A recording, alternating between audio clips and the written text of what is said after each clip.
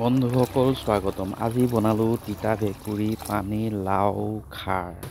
খাৰ মানে ইয়াত কলা খাৰ দিয়া হৈছে, বেছি নাই, ৩-৪বিধ বস্তু দিছোঁ। যেনেকৈ ইয়াতে আছে তেজপাত দিয়া হৈছে, আদা দিয়া হৈছে, ৰচুন দিয়া হৈছে, কেঁচা জলকীয়া দিয়া হৈছে, দি খাৰ দি খালি সিজাই থকা হৈছে।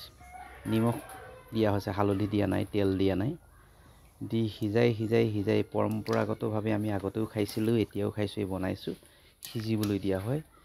ইয়াক খালে যথেষ্ট উপকাৰ আছে বুলি গম পোৱা গৈছে, যিহেতু জাতিলাওত যথেষ্ট পৰিমাণে কেলছিয়াম থাকে, কাৰ্বহাইড্ৰেট থাকে, ফচফৰাছ থাকে, আইৰণ থাকে, মেগনেছিয়াম থাকে, আৰু তিতা ভেকুৰী একেদৰে কাৰ্বহাইড্ৰেটতো থাকে, আৰু আটাইতকৈ এণ্টি অক্সিডেণ্টযুক্ত হোৱাৰ কাৰণে মই মাজে সময়ে ইয়াক ৰান্ধি খাওঁ।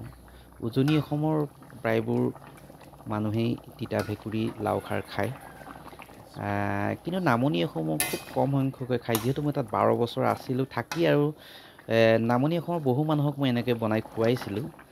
তিতা হোৱাৰ কাৰণে আচলতে নাখায় তেওঁলোকে, কিন্তু ইয়াৰ নামেই হৈছে তিতা ভেকুৰী লাও খাৰ। কলাখাৰ দিয়া হৈছে ধুনীয়াকৈ, সম্পূৰ্ণ এখন চাইণ্টিফিক আঞ্জা বুলি ক'ব লাগিব। আপোনালোকে দেখিছে ইয়াত সুন্দৰকৈ গুটিবোৰ ভাঙি খুন্দি লৈ পেলাই দি দিয়া হৈছে, আৰু কৰচলিৰে লৰাই দিয়া হৈছে, আৰু এই লাওবিলাকক অলপ ডাঙৰ ডাঙৰ টুকুৰা কৰি ৰাখিছোঁ, অলপ ভাঙি দিছোঁ, সম্পূৰ্ণ ভাঙি দিব নালাগে, ভাঙি দিয়া হৈছে। তাৰপাছত উতলিবলৈ দিয়া হৈছে, পানী ঢলা হৈছে, পানী অলপ দি দিছোঁ,